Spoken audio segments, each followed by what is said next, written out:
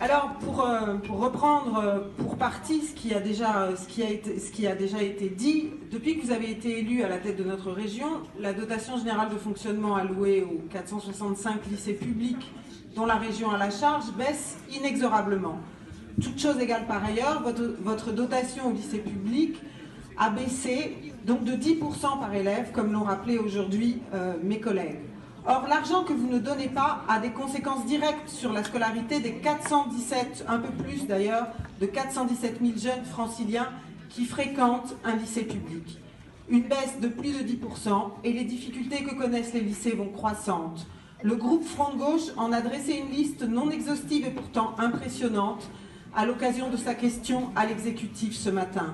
Lycées vétustes, mal chauffés, mal équipés, suroccupés, et qui, un mal allant rarement seul, sont souvent situés dans les quartiers populaires.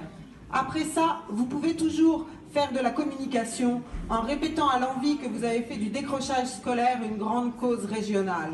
Quand vous diminuez les moyens de fonctionnement des lycées, vous dégradez les conditions d'études des jeunes franciliennes et franciliens et vous encouragez certaines des conditions qui produisent le décrochage scolaire.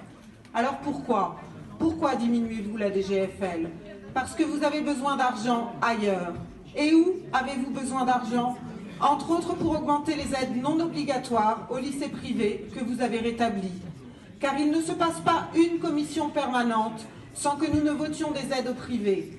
À la rénovation des lycées privés, aide à la sécurisation des lycées privés, aide à la demi-pension des lycéens du privé, aide à l'acquisition des manuels scolaires pour les lycéens du privé, etc. Bien sûr, tout cela est enrobé dans un discours sur la rationalisation des équipements, la diminution des coûts ou le souci de la santé des agents. La réalité, c'est que vous prenez de l'argent du public pour le donner au privé. La réalité, c'est que les conditions d'études des jeunes franciliens dans les lycées publics se dégradent, même si vous prétendez obstinément le contraire.